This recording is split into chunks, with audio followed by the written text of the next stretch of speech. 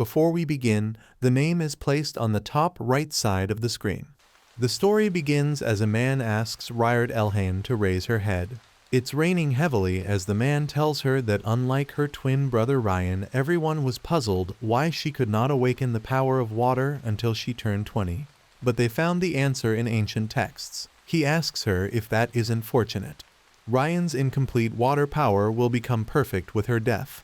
He asks her to not be sad, stating that the entire house of Elhain will forever remember her sacrifice. The only non-awakened member of the Elhain family is Riard Elhain. She's a disgrace and object of contempt. No matter how hard she tried, no one loved her. The man commands to begin the execution. They begin it as she ponders that she tried so hard to be loved. But it was all in vain. She wonders if she has another life. Just then the man and Ryan has an astonished look on their faces, as it turns out that she is awakening the power of water now. Everyone is shocked as the man questions what is going on. She thinks that if she has another life, then she will surely abandon them. Her eyes are closed as someone asks her to open them. She opens them and finds someone extending his hand towards her, asking her please. That is the moment she gasps and opens her eyes. It was a dream, and she thinks, where is she?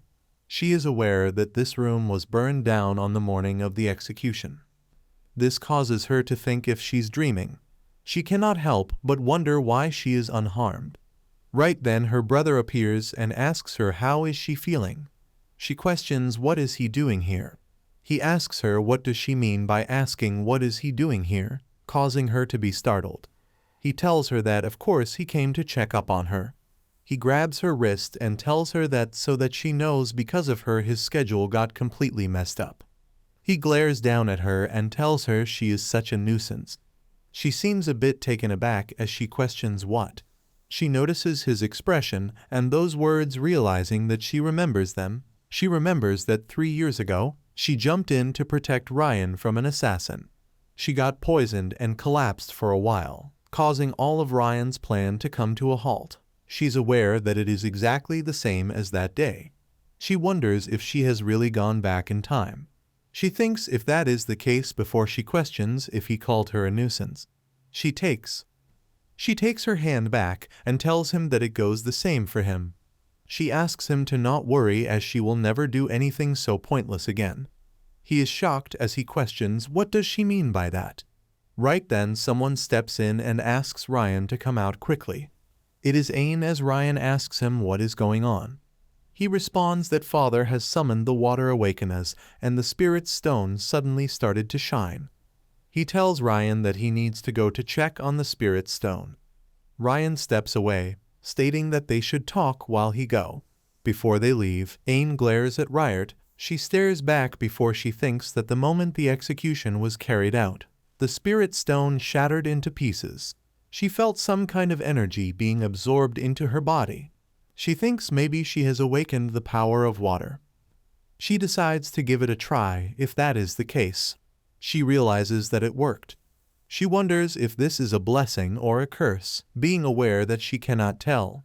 But one thing is certain, that this time she will abandon the house of Elhain. She is determined as she thinks she will definitely do it. Someone asks the young master how is his eyes. He responds that he still cannot see anything. The man states that 2 days ago, during the assassination attempt, Elhain is convinced that Birch is behind it. He questions if they should try to lift the curse on him. He responds that he does not know that either. But the only one who can lift this curse are the Water Awakeners, so there's no choice. If they don't help it, they should at least gather some information on Elhain. He also tells the young master that it seems the imperial family had sent another gift. The young man still states that after the girls, they send another gift and they should return it twofold. He is asked what if there is someone who can lift the curse. He responds that he will give them whatever they want. He states that the enemy must be killed and grudges must be settled completely. He uses his power as the assassins outside gets unwell. He states that's the creed of Birch and takes off the cloth from his eyes. As he reaches the house of Elhain, he is questions what brought him here. He responds that he has a request to make to Elhain. He mentions that if his visit is unwelcome, then he can tell him to leave now. He also shows an official letter of visitation. The letter of visitation is a formal protocol indicating that the visiting party will not harm the host family. It is drafted by the intemperate and the imperial family, and those who visit with it cannot be turned away lightly. This dude thinks that he is deceiving him. They must ask them why is he having such a strange expression, his rights and states. It is as if he's afraid of the power of the Birch family. His duke asks him to tell him what he wants. He mentions that his eyes has gone completely blind, that even the saint could not heal this curse. So if there is a water awakener who can break their curse, he would like to ask for their help. He is told that it must be quite inconvenient. But if it is a curse that's severe, the person lifting it might lose their life. So it is a heavy burden. So it is better to leave it to their choice rather than forcing them. He asks him to wait for a volunteer to appear within a month. He responds all right and agrees to wait for a volunteer for a month. He leaves as he is asked if Elhain said that they would lift the curse. He responds that they did not, just as he had expected. From the beginning he doubted if there would be an awakener capable of breaking this curse. He gets in the carriage as Riart stares at him from her window. It is already night time. A knight wonders that no matter how one looks at it, there is not even an ant inside. Not only are there no volunteers, but even the servants are locked away. He asks the young master if he is planning to stay here. They say that the Duke of Elhain has gathered the water awakeners, and questions if they should go and check. He thinks about it for a while before mentioning that it is a convenient excuse, finding it fortunate. Does Walter to go gather information on the tube of Elhain? Walter responds that his royal Walter is at his service. The young master thinks about it and wonders if his eyesight will never return.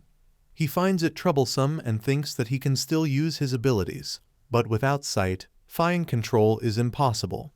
In the worst case, he might not be able to use his abilities at all. He suddenly hears something and wonders if there's an intruder. He states that he cannot stand uninvited guests at night as he stands up.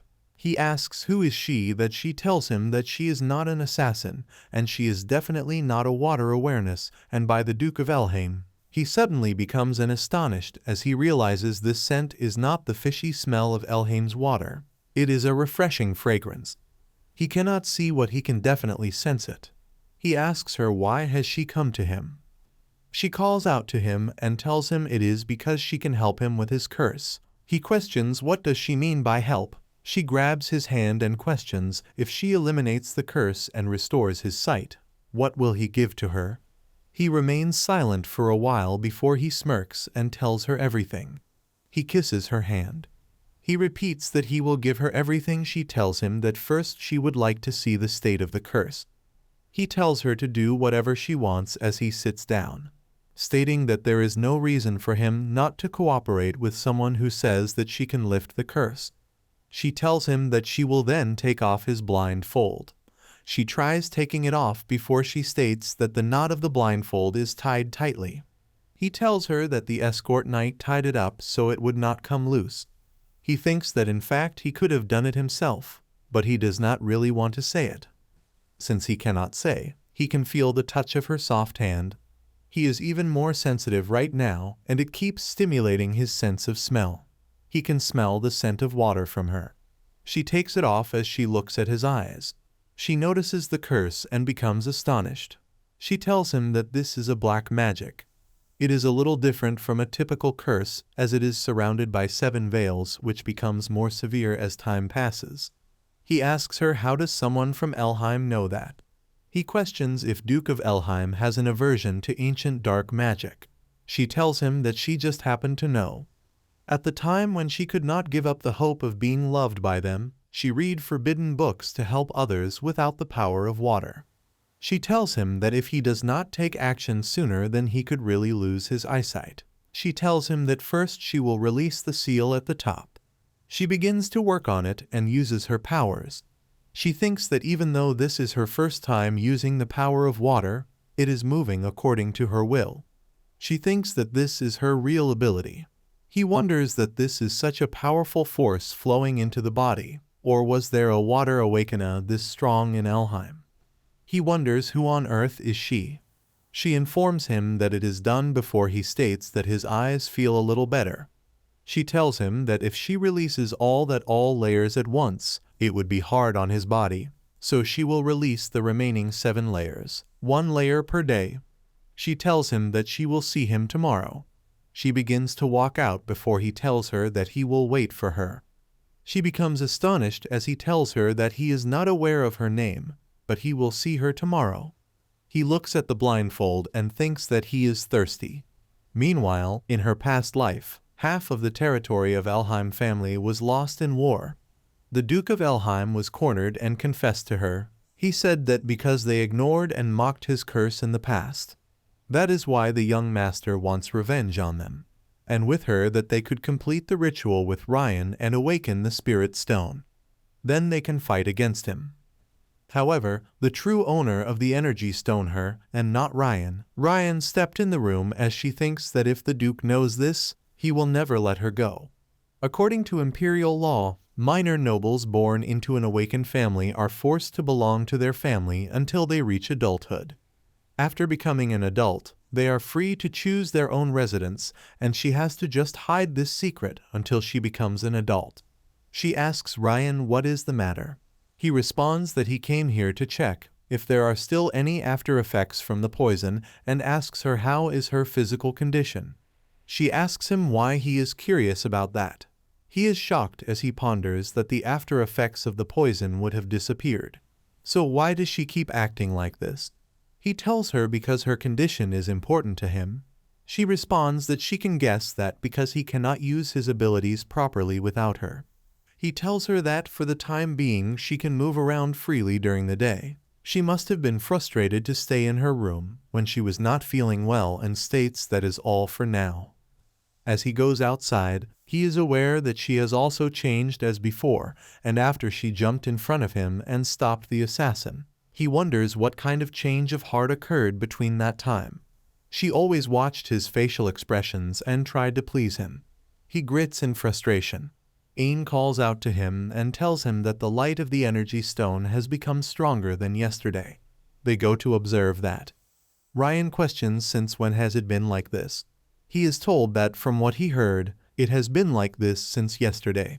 He tries to touch it, and upon dress that he cannot feel anything. He wonders if it is right for the Spirit Stone to react to him. The nighttime appears as she goes to him. He greets her as he greets him back and calls him by his name Michael Virch. He questions if it is not too formal to call him by his last name. She asks him if she should then call him Lord Virch.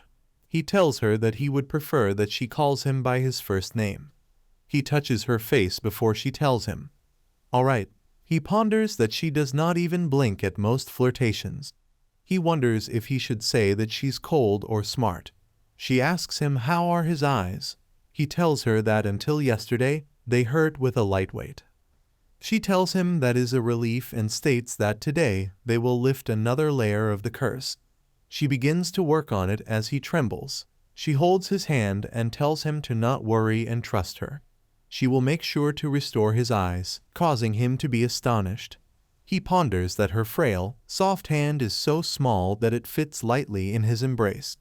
Yet he is the one trying to comfort him.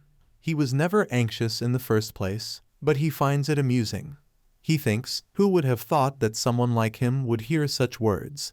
He tells her all right. He will trust her as she is the first person to even capture his interest like this. She begins to use her powers. She's done. She tells him that it is over and asks him how is he feeling, questioning if it hurts. He tells her that he guesses it is all thanks to her care, and wonders that even if he were to experience it again, it feels like a strong power.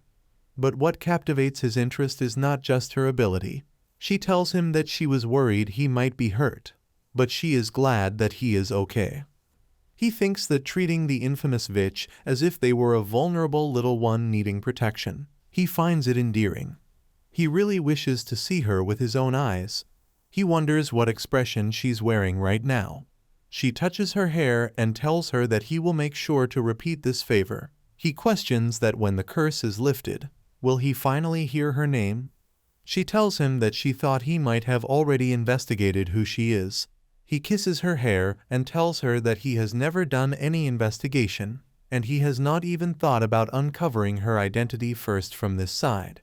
He mentioned that the fact that such a powerful water manipulator like her has never been known to the world means that there must be a story about her that should not be known to the world. He states that he won't try to pry into anything unless she chooses to tell him. He asks her to please somebody. Tell him herself. She finds him really kind. She states that she will make sure to let him know before his eyes are completely healed. A new day begins, as she thinks that, as Ryan said, she's free to roam during the day. She should go to the library and look for books on water manipulation. She finds it truly fascinating that before regression, Michael was followed only by unfavorable rumors. But he turned out to be much more affectionate than she expected. She wonders if her regression could have affected him too. She thinks that it is fortunate for her that the likelihood of receiving help has increased. She goes to the library and thinks that it has been a while since she has been here. She used to come here often to hide from relatives who despite the unawakened. She wonders, since when did she stop coming here? The flashback hits her as her expression changes into sadness. She decides to search for books on water awakeners. She thinks that she needs to read therapeutic books for Michael. As they peel off layers of the curse one by one, the required power of the water will become more complex. Someone notices her. He calls out her name as it is Hugheman Elheim. The twins have 3 older brothers. The eldest is Einrias, the second is Dantharion, and the third is Hugheman. She often played with him, who was the same age as her. He was timid and loved books, and their relationship began to change. He asked her to check out some books. She told him that this is ancient forgotten knowledge and questions if this is not amazing. He began to start collecting forbidden books secretly from their father. At first she read the forbidden books along with him without knowing anything. But later she read them because she wanted to help their family, even without the power of water. However, the secret did not last long. They were found out. His duke was filled with anger as he questioned who brought these books into Elheim. Hugheman became scared and told him that it was not him. His duke asked, "Then who was it?" He pointed towards Riart, telling him that it was her. He told the duke that those ancient books belonged to her. She was shocked as the duke clearly knew that she was not the culprit, and there was no way a young girl could have had the money and power to seek out and obtain a forbidden book. Even though he knew that, he still punished her.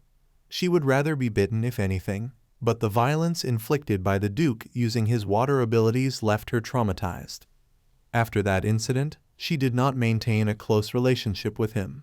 But when there's no other blood relatives around, he would often awkwardly strike upon conversations. He would ask how she has been or commenting on today's weather, just like how he's doing right now. He asks her how has she been. She calls out to him and questions what right does he have to breed her like this. He trembles and stares at her.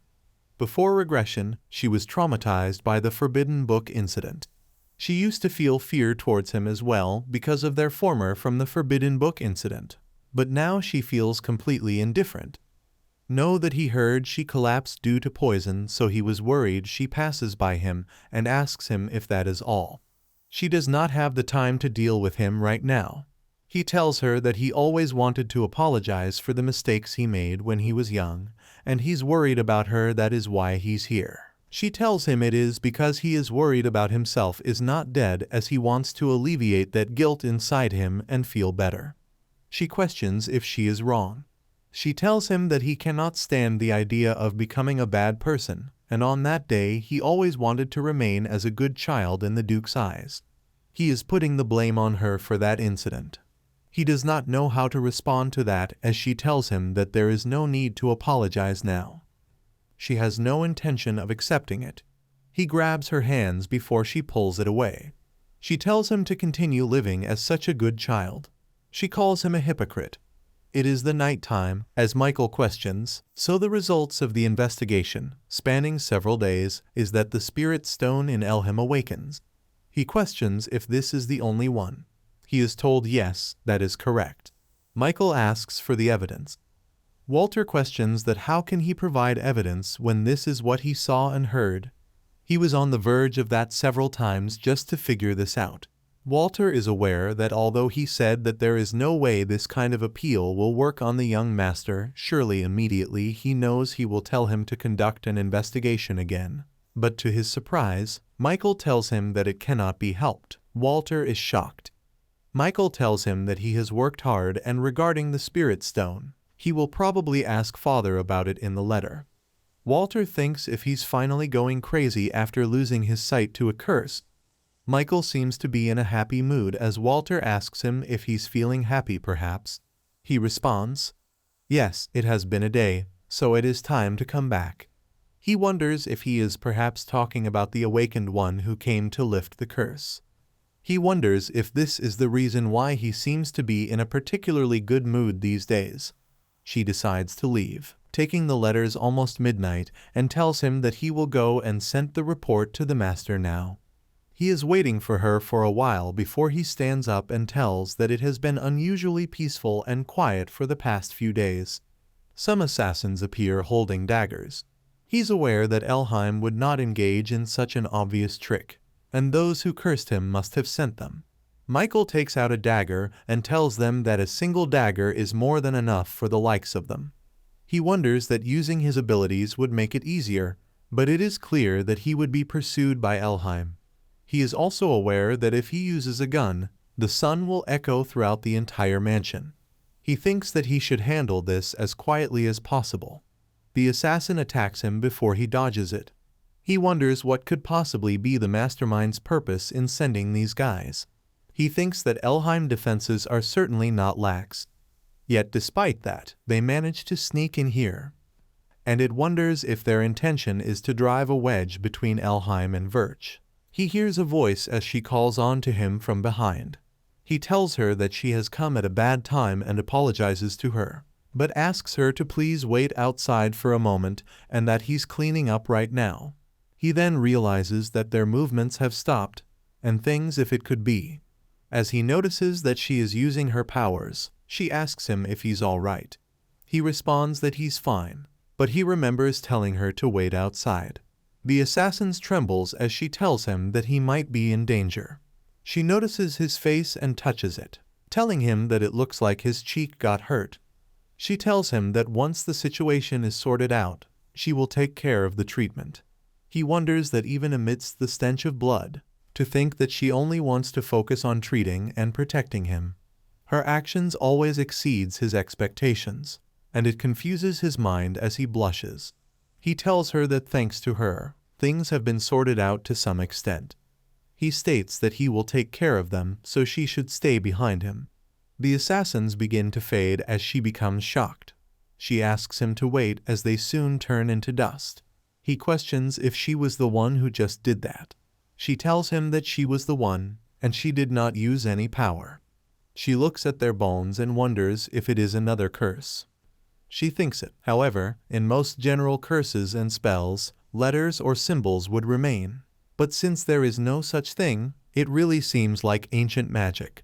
She tells him that she does not know the exact origin, but for now she does not sense any kind of magic.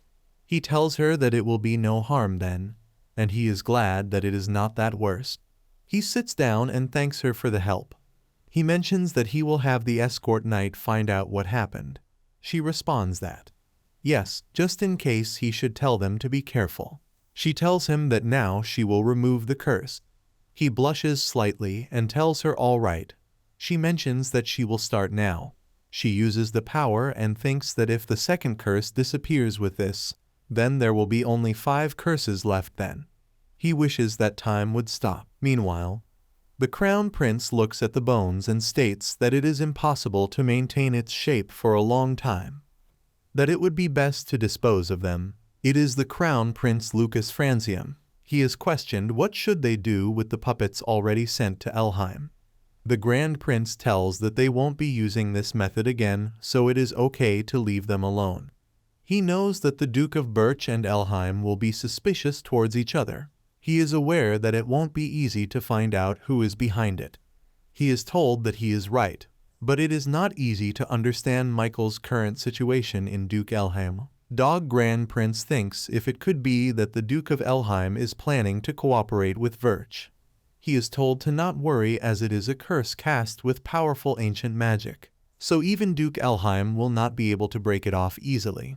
He ponders that he did put a lot of effort into putting a curse on it. And even with Elheim's abilities, it won't be easy to solve. Except for only one person, who is Ryan. The Crown Prince asks him to, appropriately using Ninian as an excuse, send a letter saying there will be a visit to Elheim. Meanwhile, someone questions what is the status of the energy stone. They are told that a blue hollow appeared in the center and the entire spirit store is pulsating like a heart. And it is proof that awakening is not far away.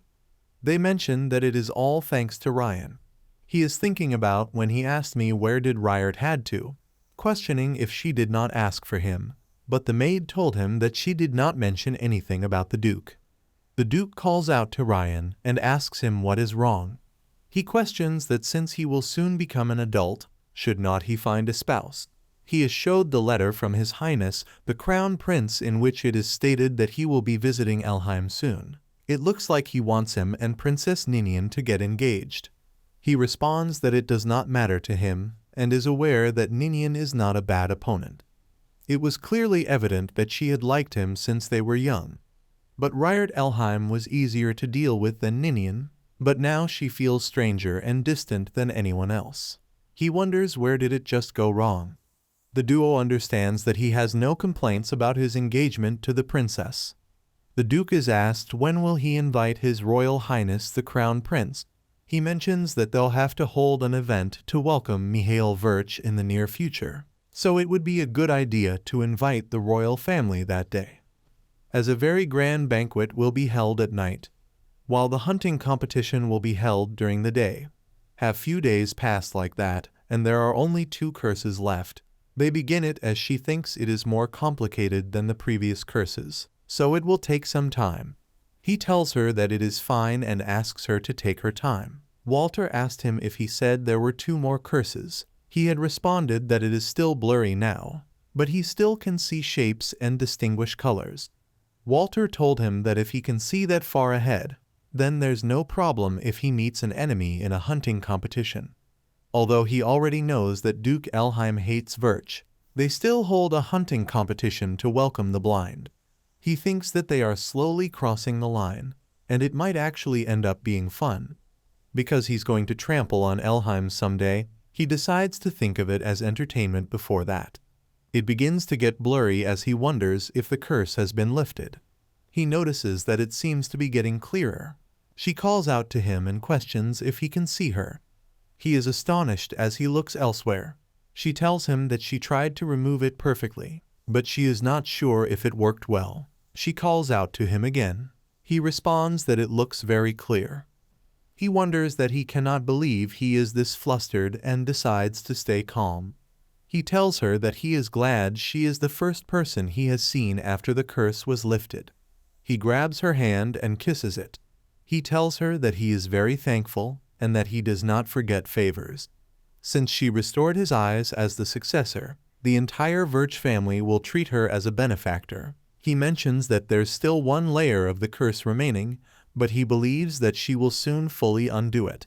Just as he promised when she first entered this room, he will grant her whatever she desires. He asks her what does she wish for. She thinks about it as she is aware it is something she must achieve to avoid repeating the regrets of her past life. It may be impossible alone, but with Michael's help it might just be possible. She tells him that her name is Ryard Elheim. She is the disgrace of the Elheim ducal family. She tells him that she was born awakened half-blood. She is a half-blooded Elheim. There is only one thing that she desires, which is to escape from Elheim. She asks him to please help her. He is astonished before he smiles and tells her that her name is very beautiful. He touches her face and mentions that all right, he will help her break free from Elheim. They are sitting together as he tells her that as she knows he is the heir of Verch, and with his father currently the Duke of Vich, and until recently his grandfather was also here. He looks at her and states that he seems to be the only one talking and asks her if she can tell him about herself too. She tells him that her name is Ryart. He is dumbfounded as he responds that he already knows that. He questions that he wants to ask if she whether dislikes or likes something. She is confused as she wonders what does she like. She tells him that maybe she likes animals. He asks her if she likes birds, but she responds that she is not sure about that. She knows that even though it is about herself, she does not know anything. What she likes and what she dislikes. Bird begins to appear. He tells her that these all birds commonly used for reconnaissance in Verch. He questions if she likes them. She smiles and mentions that yes, she does. He stares at her for a while before he blushes. So when does she think it might happen leaving Elheim? He states that if she wishes then he could let her leave right away. She tells him no. She's still a minor, and nobles who are minors cannot leave their family until they come of age. And if she were to leave now, the Empire would use its laws to justify capturing her. It might even turn the entire Empire against Verch. He is dumbfounded as she asks him to not make that expression, asking what the problem is. He is aware that once the hunting competition ends he will be leaving this place. He thinks that he does not want to leave her behind in a place like this, but she seems uncomfortable too. He will just have to wait. He tells her that he will then consider the day she leaves to be her coming-of-age ceremony. She drugs him. Yes, she will wait. Someone appears and states that nothing seems to change here. He's Dantirian as he is told that he is late. He questions is not this famous for his beauty and asks him if he has the Spirit Stone. He is the second son of Elheim, Dantirian Elheim. He was exceptional even among the awakened of Elheim's direct lineage. Disliking Elheim's nature color, he changed it permanently, and left for the Imperial Palace to serve as a guard to Princess Ninian. He is told that the Spirit Stones are where they always are, so if he is so curious, could not he just rushed over as soon as he received a letter about the change in the Spirit Stone? He states that as he knows, he's quite busy. He wants to see the Spread Stone first. As he goes there, he finds it impressing and questions, why did he just say it was shining if he knew it was this impressive? He would have come sooner. He is told that it was not originally like this. He tries to touch it as even though the water awakeners of the Elheim family did not create water themselves, they could manipulate it. That is called control. However, the waters that fill this place cannot be controlled. Moreover, it is becoming more violent. They are shocked, questioning what on earth is happening. Just then a light emits and someone appears, questioning who are they. The boy asks them who are they and where is the one who woke him up. They are shocked as they wonder who is this being and realizes that immense pressure, realizing that humans cannot reach this level of power. Being aware that a monster or only a divine being would be able to do this, they ask him who is he? He responds that he is so arrogant to ask him that and uses his water power to attack them. He controls them and states that he is Lord Rayard's 10th weapon. He is also Durin's first contractor. They are shocked as he tells them that in their words he is known as the Spirit King. Any questions if they are a distant descendant of Durin as they have extraordinary strength. They tremble in pain as he tells them they will ask him again, and questions which is the one who woke him up. Dantirian is aware that if he does not answer, then he is going to get killed as he's treating them as beings worse than ants. They tell him that the child is outside right now and asks him if they should go and bring her. He tells them not right now, but in the next 3 days they should bring the successor here. He disappears. Dantirian mentions that it seems like he fell asleep again. He's aware that 3 days later would be the day after the hunting competition and banquet would be ended. They decide to quickly teleport the Spirit Stone to his father. The door is unable to be opened as his duke calls them idiots and questions. Could not one of them stay outside? He responds if he knows what will happen to them if they were alone with the Spirit King. They would have been eaten. The duke tells them that if they are too scared, before his son tells him that the Spirit King told them to bring the heir to Durin and come back in 3 days. He states that if they come with Ryan tomorrow, the door will definitely be open. With that guy, Ryan has not been seen lately, so they wonder where is he and what is he doing. That Iran has been particularly attached to Ryart these days. He said he would invite that kid to this hunting competition as well and questions if they should stop her from coming even now. But his Duke states that if Ryan wants her to come, then they should respect that. It is more important than anything else to hide the facts about the Spirit King in particular. They must never let it fall into the ears of those Verch. It is the day of the hunting competition. Michael appears and notices Ryan holding Ryart's hand. He glares at them and wonders that he does not like it. Asked how is he feeling today, he responds that he is feeling good and mentions that it looks like it will be a fun hunt. The Duke tells him to enjoy it comfortably. He responds all right as he wonders there is only one layer of curse left, and the curse on his eyes has almost been lifted, so there is no problem with seeing at all. He is aware that the Duke thinks that he cannot see. That means he probably thinks that he's just standing here like a scarecrow and watching. It is not difficult to get his way. His eyes falls again on Ryart and Ryan's holding hands. He wonders that this is a separate matter. After a while she is sitting under a tree, as she thinks that these days Ryan has become strange. Before returning, he never brought her to hunting competitions like this, and she never expected anything like that. But now he tells her that he will bring her to some games, and what does she want? She told him that there is no need. He asked her if it is because she does not want to. She told him to not kill the silver fox and bring it to her. He was astonished before he smiled. He told her that he will keep his promise. Definitely. She knows that she intentionally talked about the silver fox, which is difficult to catch, causing her to think what on earth is he even planning. Before the regression she had hoped for a situation like this, but now it is just annoying. Someone calls out to her as she turns around to find Michael. He calls out to her as he sits beside her. She asks him how did he know that she was here. He responds that he just thought that she might be here. He smiles as he looks at her. He's aware that the truth is that he followed the refreshing scent of her floating through the wind. He giggles as she is confused. She questions if there is nothing wrong with his eyes. He tells her yes, it is a lot better. He asks her about her. He touches her arms and states it must have hurt a lot though. She tells him that it did not hurt much since she's used to this. He tells her to not get used to it, causing her to be astonished.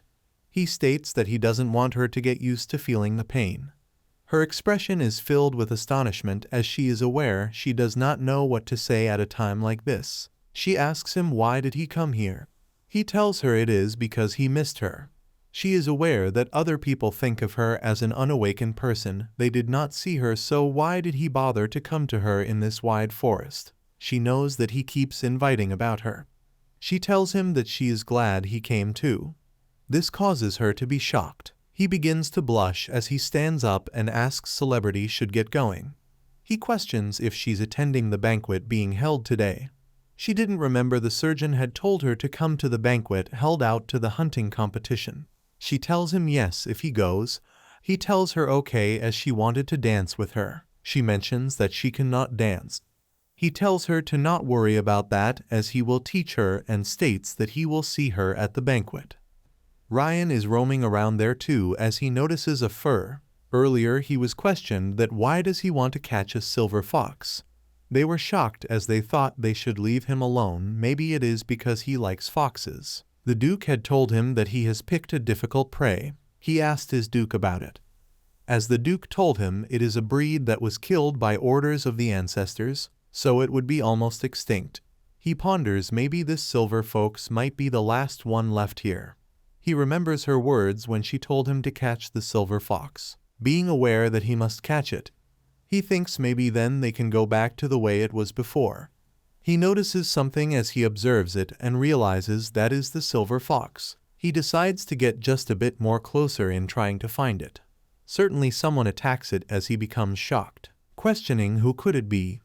He realizes that the fox just passed out. He wonders if this was a sound of the gunshot. He turns around to find someone and asks him what is the meaning. It is Michael as he asks what is going on. He tells Ryan that he can see, and it seems like his hunting skills are less than his who is blinded by the curse. He does him next time he should please catch it sooner to him again.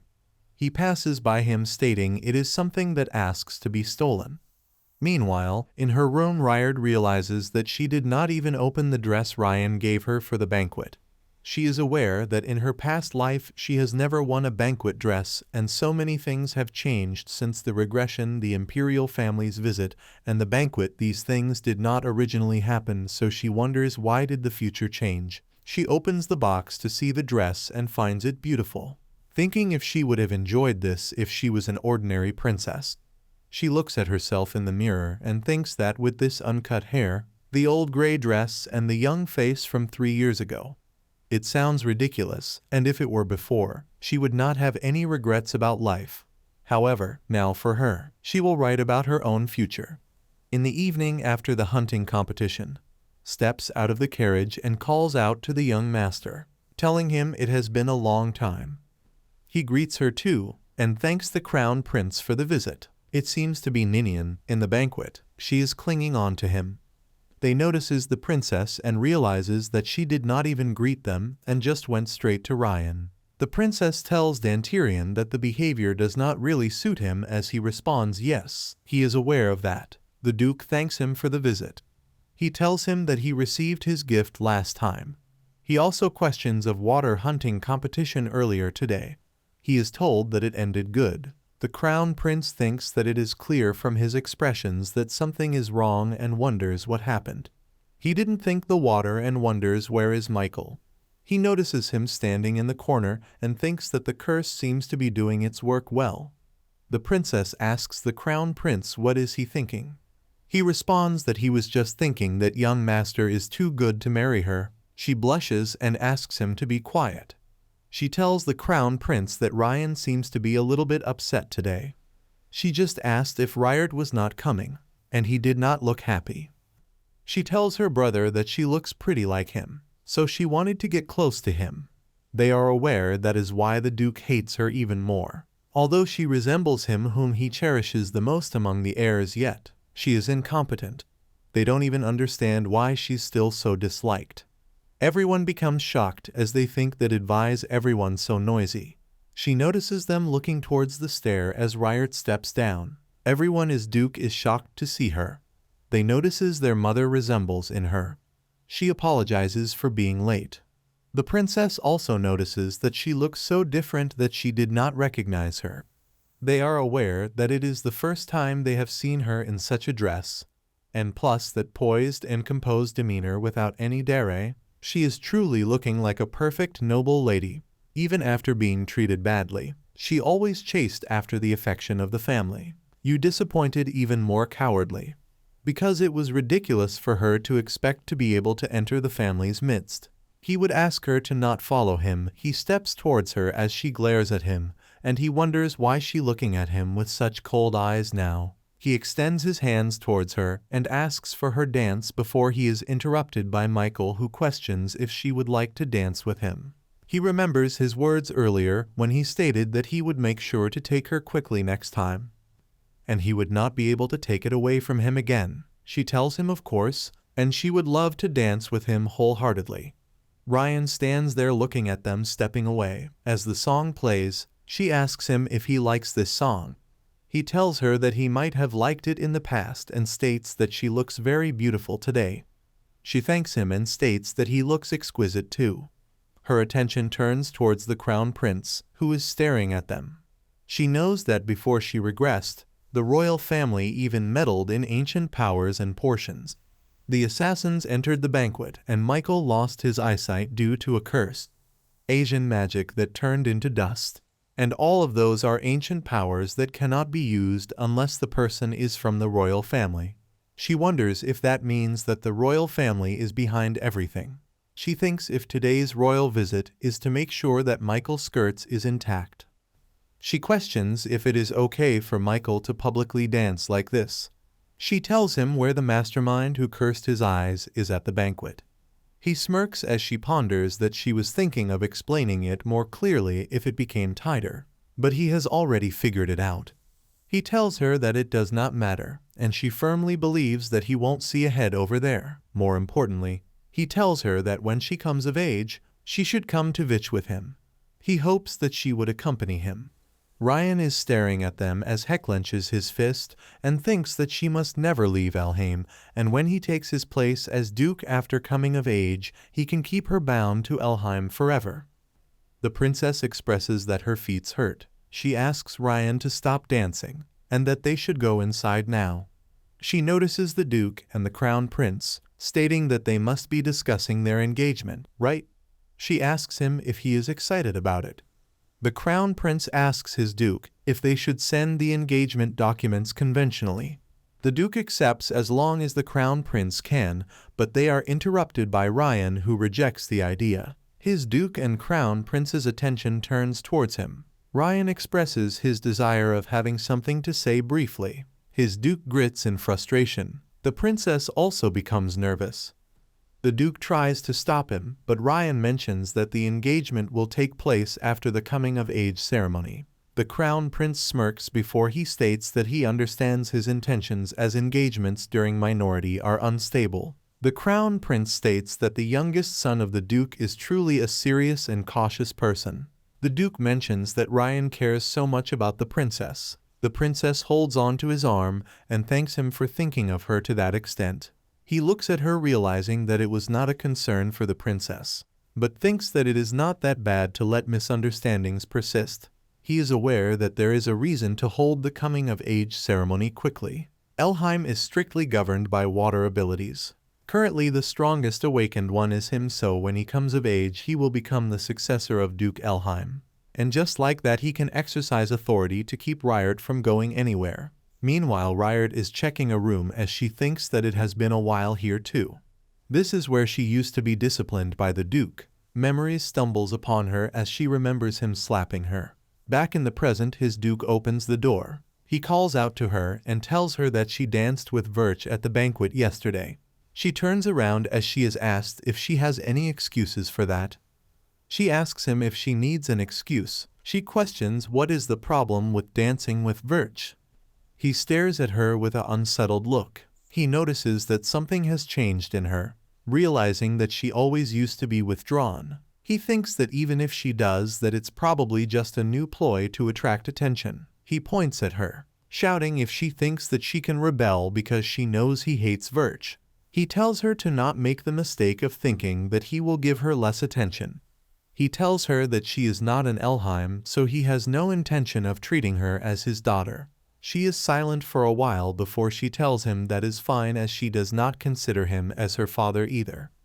This causes him to flinch. She knows that is not something that he can say, as more than anything she wanted to belong to Elheim, yet he never treated her as one. He asks her if she is aware of what she is saying right now. She responds that she is aware of that. She reminds him that just like he has mentioned that several times, she is not a person of Elheim. She states that it's contradictory to say that she must keep Verch away, questioning that following Elheim's duty isn't it. He is totally shocked before he grits in frustration. He questions if she knows what this room is despite that. She is aware that every time she came to the discipline room, she heard it so much that her ears hurt, so there is no way she would not know. It's the music room of the Duchess, the place she loved the most before she died. He would tell her that her mother died because of her. She died because Rhyd was born as non-existent. She heard that the Duchess was already weakened after giving birth to 3 sons, but she held on to her and Ryan until her last breath. After Ryan's death, she left the world. She asks him if it's her mother's last, while asking him to take revenge on the one who killed her. She passes by him, stating that if he does not have anything else to say then. She shuts the room's door closed as he stands inside. He remembers the Duchess's words when she called Rhyd her pretty daughter, and how she loves her because she is her child. His Duke slams his fist on the piano in anger. He thinks that she died because she gave birth to Rhyd, a non-existent, so that child can never become an Elheim. He glares and ponders that Rhyd will never become an awakened one. It's the night time. Rhyd lifts the last curse too, telling him it's all done. He thanks her and tells her that today she does not seem to be feeling well. He questions what happened. She responds that she went to the discipline room for a while this afternoon. He thinks about it as he observes her, noticing that there are no visible wounds. He thinks that fortunately she was not subjected to violence, right? He smiles, being aware that if he asks about details she will probably feel uncomfortable. He tells her that it must have been tough at the banquet and asks her if she is okay. He states that if she is tired, then she can lean on him. She stares at him silently, causing him to think if she is ignoring him again. She decides to lean on him, making him stunned. She expresses that she told Duel Elheim that she does not consider him as family. She questions if it was the right thing to do. He is surprised that Riart decided to open up about her true feelings first. He tells her if that is the case, then she has done well. He states that she does not need to try to impress someone who does not respect her. She tells him that if it had not been for that reason, then she would have been trapped there for life in that mountain cabin. She feels like perhaps it would have been better living alone there. She knows that it was very difficult for her. Despite unjust punishment, outbursts, indifference, and ridicule, still she always tried because she wanted to be loved as part of the family. Even if she was used, she wanted to be a member of a family. But now she thinks that she does not care anymore about noble families like Elheim. Michael calls out to her before she is hugged tightly by him. She calls out to him as he tells her that he will definitely help her get away from Elheim. She decides to trust him and hugs him back. She thanks him before he asks her if she gets out of here, is there anything that she'd like to do? She questions what does she want to do. She expresses her desire to see the sea. She has always wished that she could see it at least once before she die. He pulls her cheeks and asks her if she foolish to only want that. He tells her that she will see it, promising on the name of Virch that on the day she comes of age he will definitely come to take her away. Meanwhile, it is stated that finally today is the day decreed by the Spirit King, and that Ain should open the door and see in. Ain opens the door as they step in. His Duke thinks that when he first heard that the Spirit King had awakened, he could not even guess how powerful he was. He is aware that the overwhelming power of this water confirms that he is the Spirit King. Ain gets down, stating that he has brought the true owner of the Spirit Stone that he wants. The Spirit King takes a look at Ryan and questions if he is the reason they woke him up for. Everyone flinches as the Spirit King begins to get frustrated, with a terrifying look. He states that they're talking nonsense, and that Ryan is fake. It's raining heavily. The Spirit King mentions that the one who awakened him is not him. Ryan is shocked. The Spirit King questions, how dare they bring a fake one and deceive him? He tells them that he will kill all of them. The Duke flinches and tells him that they have no idea what he is saying. He mentions that this child is definitely the owner of the Spirit Stone. The Spirit King ponders if he truly does not know, because he can feel it that they must be very incarnation of Urin who woke him up somewhere here. The Spirit King states that the true owner of the Spirit Stone is in this mansion. He asks them to bring that person before him. The Duke kneels down, telling him as he wishes. He flinches, thinking if it is not Ryan, then who on earth could it be? After that, he brought all the high-ranking awakened members of the family to their Spirit King. But the only response was that none of them were the one. The Duke had no idea where it went wrong. He thought if it could be really, that Ryan is not the owner of the Spirit Stone. The Duke was told that just in case, they should check even the lowered rank awakened ones. Ryan remained quiet. He was told not to worry much, as even if he is not the owner of the Spirit Stone, he will still be the next due, as his brother has no desire to be a duke in the first place. His Duke asks Dantirian if he's leaving for the palace now. Dantirian states that since Princess has already left, it is the right thing to do and he will be back for Ryan's coming-of-age ceremony. Right then, his Duke is informed that Michael says he's leaving now. The Duke thought that he would shamelessly stay longer, but he's leaving sooner than expected. Outside, Michael is asked if it is okay to leave when there's still time left. Mikhail responds that the curse has already been lifted and there is a lot to prepare for. He is asked if there's anything that he needs to prepare for. He is holding the fox in his hand. He mentions that he should prepare to welcome Riart. Someone steps out and tells him that he came out to bid farewell as he is leaving. It is Ryan. Michael tells him that it is an honor indeed, stating that thanks to Ryan, he has been doing well. Thanks to Elheim's care, there has not been a dull day.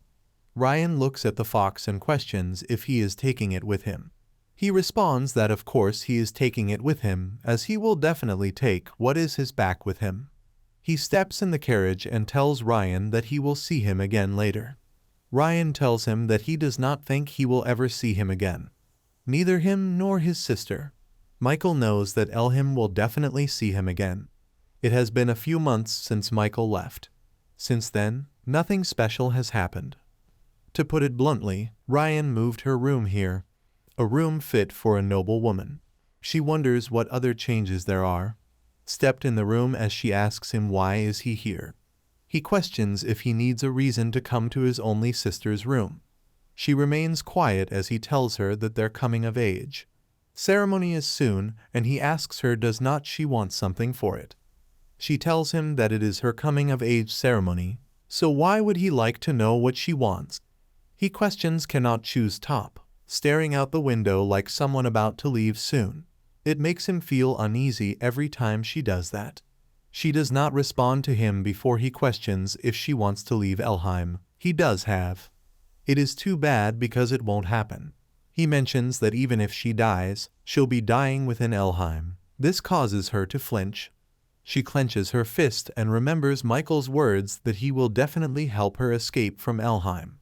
She ponders statistical Ryan is wrong as she will never repeat the same life twice. Meanwhile, the princess is looking for Dantirian. She questions where is he, thinking, where did he go again? He calls out to her, asking if she is looking for him.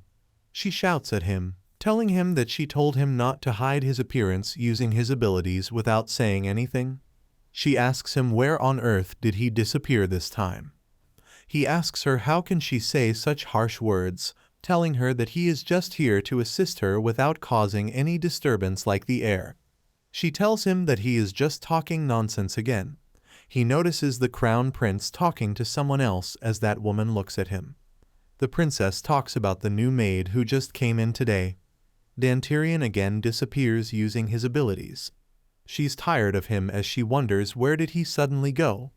Meanwhile, the crown prince is informed that Master Ryan's coming-of-age ceremony is approaching soon. The crown prince asks if it was in 3 days. He's aware that princess will be pleased to hear about it. They reach a place. The woman seems a bit hesitant. The crown prince asks her to pay close attention, as this is none other than the half-blooded spirit king that has been passed down to generations in the royal family. The crown prince states that it is truly beautiful. He mentions that he wants to create the ideal spirit king and make all of its power his. A true spirit king that won't be swayed by some awakener in order to establish through imperial power. The count tells him that everything will happen as he wishes. The crown prince asks him to bring out the bottle. The count asks him if he will be retrieving it himself. The crown prince questions if the count is not aware of the power of the royal family, stating that red eyes are only possessed by the royal family, and they are not affected by an awakener's power and curse. He begins to do it as the count tells him that he wishes the crown prince would still be a bit more careful. This black powder that comes out of the Spirit King has a special ability. Once you inhale or even touch the powder, that living being will lose all its sanity. The crown prince states this will be enough and asks the count how is Michael doing. The count tells him it is as usual. It is quiet with the castle doors closed. He stole that. Michael's heir has gone blind, and the grandfather will never be able to see the light of day. The crown prince knows that it has been a while since he raised a toast. Dantirian was listening to their conversation as he never expected the secret that the crown prince was hiding would be the Spirit King. A day before Ryan's coming-of-age ceremony, Dantalion runs to him and questions if he still has not found the owner of the elemental stone. His duke states that, as he said, he took all those from their family, and they had no success. Dantirian is shocked to hear that, as he's aware that they did come to see Ryan's coming-of-age ceremony, but it was also to witness the current situation of the Spirit King, and he cannot believe that it is still the same. He is aware that the royal family spirit's power is not even comparable to the Water Spirit King. However, he will have to see. goes out to his father and asks him what will he do when the Ryart becomes an adult. His brother is aware that these days, Ryan has been weirdly obsessed with Ryart, thinking why would he bring her up in this conversation. The Duke tells him that after the coming-of-age ceremony, if he can use her ability without her, then he will kick her out since she will be not of any use anymore. Ryan tells him no, causing his father to flinch. He asks him to let her stay in their family. He tells him that she wants to leave this place when she reaches adulthood, and they do not have the legal right to keep her here. He asks his father cannot they just forcibly detain her. He tells his father that he was the one who mentioned that she is his property, and now he's telling him what legal rights. He is told that he is right, and if she refuses to listen to him, then he can make her a cripple so she cannot leave. Break her so much so she cannot leave, and he can do whatever he wants. Dantirian still believes the true owner of the elemental stone is Ryan. However, even though the Awakeners from Elheim said this is wrong, the Spirit King specifically said that Ryan was a fake. The Spirit King called fake only to Ryan.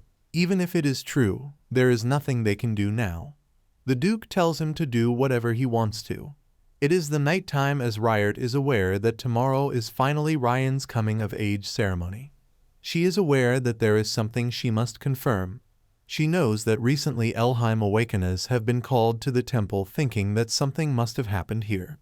She stands in front of the door that only an ascended Awakener can open. She reaches for it and it opens. She steps in and looks at the Spirit King. Realizing that he looks similar to the blue man she saw before, she regressed. He opens his eyes and notices her. He reaches for her, telling her that she finally came. He calls her his master, his one and only contractor. She tells him that she does not remember ever making a contract with him. He mentions that is not true. He holds her hands, and suddenly her hands begins to emit light. He tells her that he engraved this on her so she can recognize him even if she is reborn. They promise to see each other again. He tells her she is the first contractor, Urin's reincarnation. She asks him if he is saying that she is the embodiment of the head of the first family, Urin. He closes his eyes and not respond. She asks him what is going on as he tells her that he can read her memories. He states that scoundrels of this family are people who deserve to be torn apart and killed. They cannot recognize the real and cling to falsehoods which are truly laughable. He mentions that if she wishes, he can kill all the humans of Elheim right now. He can make death cover this entire empire. She asks him to please not do that.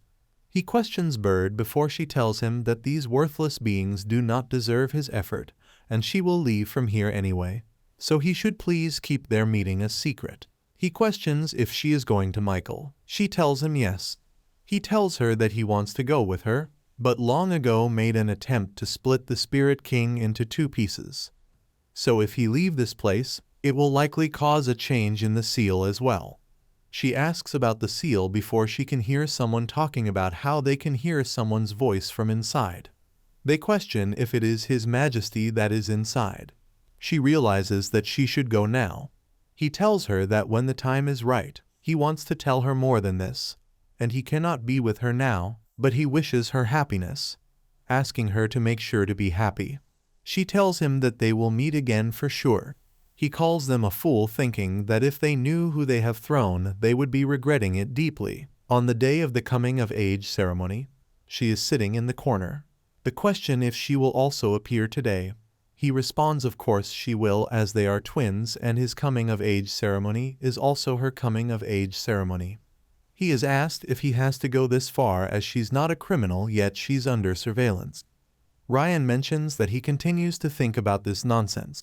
He is told that it is a bit too much as an awakened individual who has come of age cannot be restrained by their lineage alone.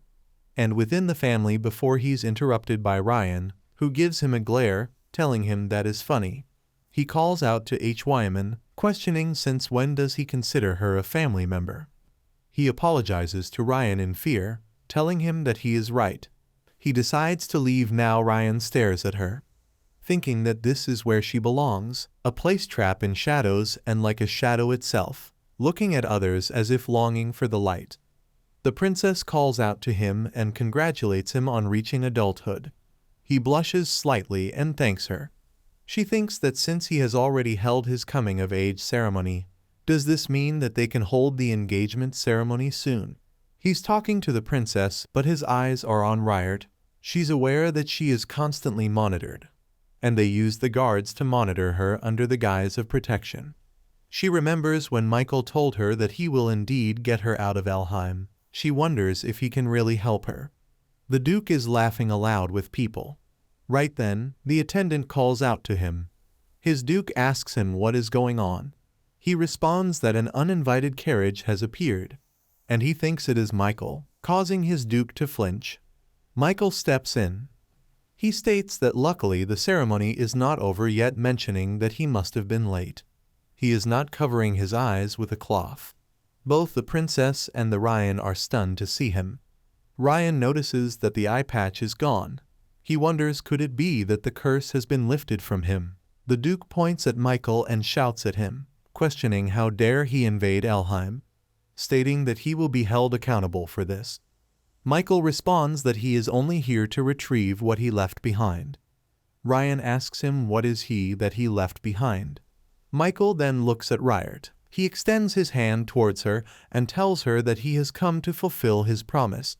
He asks her to come with him to Verch. She is shocked as she stares at him. He apologizes to her for the delay. He steps towards her and tells her that they should go now. Right then, Ryan asks him to not touch her. Ryan begins to use his powers. He questions who does he think he is to take her away, questioning how dare Michael touches what belongs to him. He tells Michael that he will kill him. He attacks Michael with his powers, but his powers are suppressed by another power, causing people to wonder who is this with such power. Ryan finds it impossible. It is Rhyd. She tells everyone that it would be good if everyone would stop at this point. Ryan flinches as Michael laughs. She steps away before Michael grabs her hand and asks her where is she going. She does seem that she has something to do before she go to Verch. She lets go of his hand and steps towards his Duke. His Duke asks her what is that power she just displayed. She calls out to him and tells him that today she is officially severing all ties with the Elfheim family. She tells him that after coming of age, Elfheim will no longer have any authority over her. 421 years. All this time she has been trapped in hell, but she knows not anymore.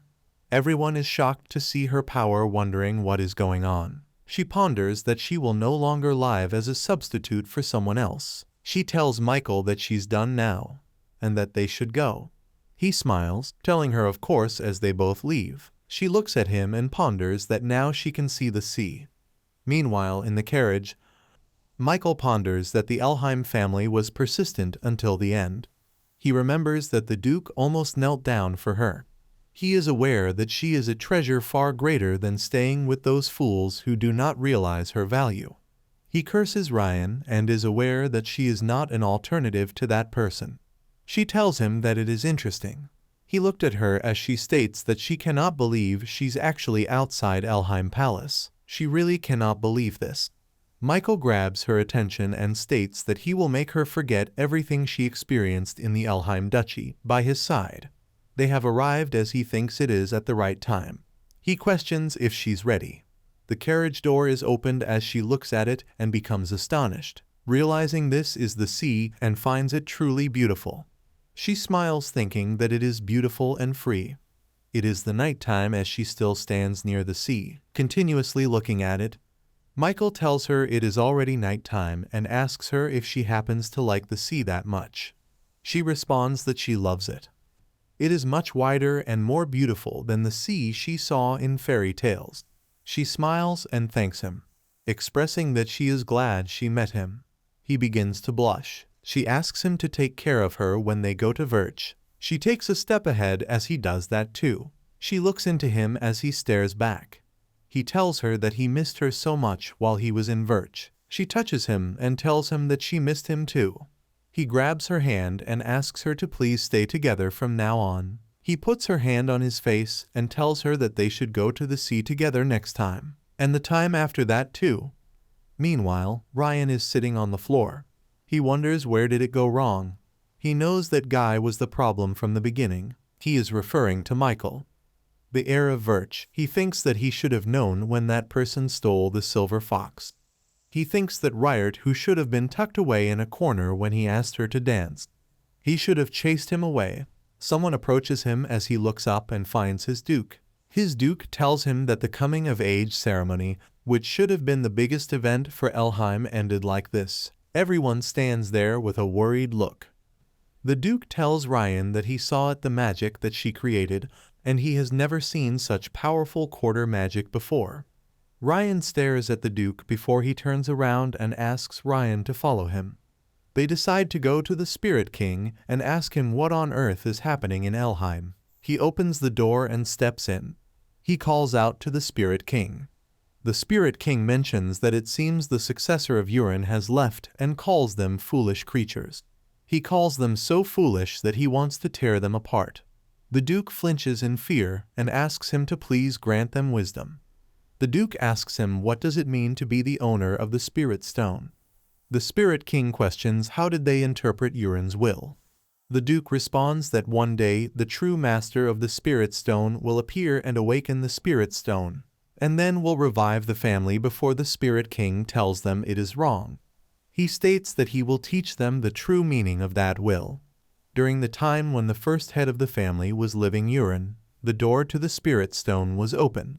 The spirits freely roamed this land and interacted with humans. Humans who made contracts with the spirits received part of their abilities.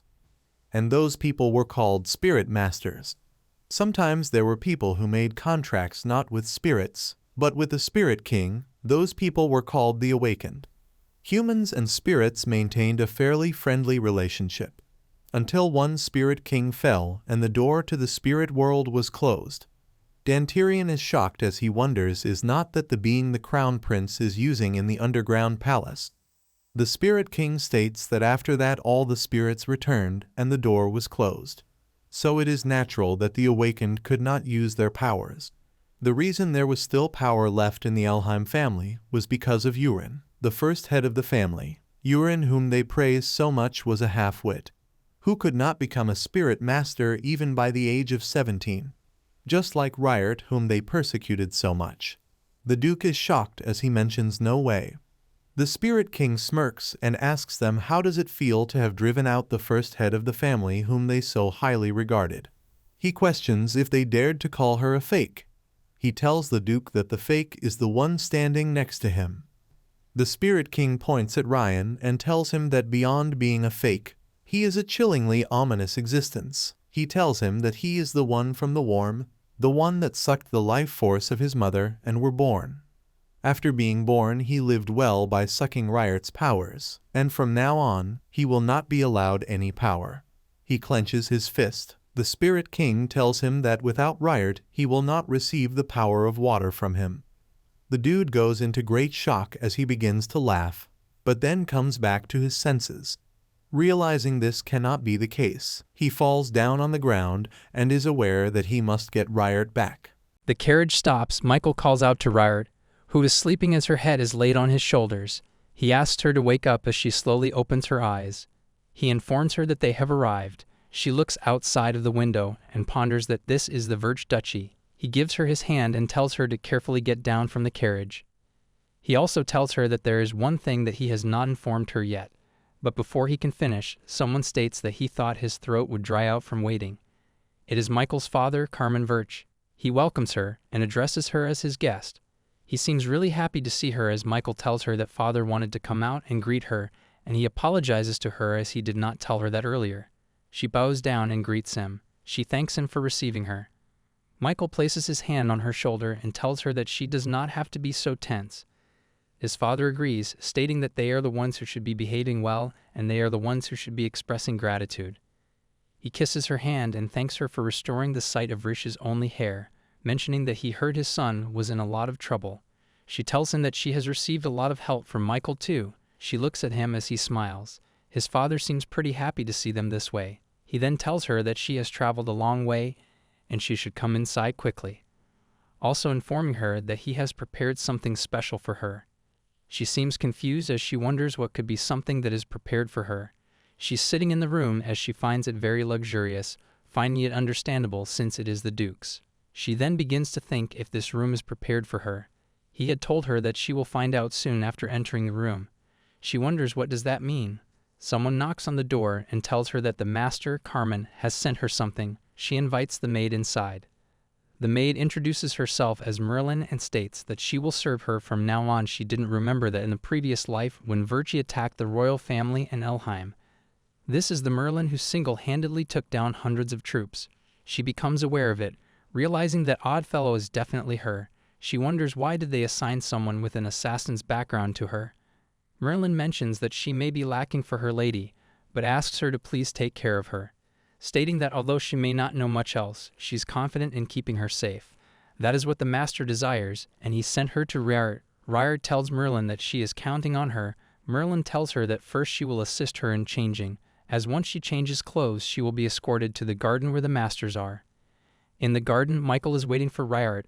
The Duke states that raising a child is useless. Michael responds that is how it is always. His father tells him that his answer is very cheeky. Michael hears the footsteps and turns around to find her already. She apologizes for being late.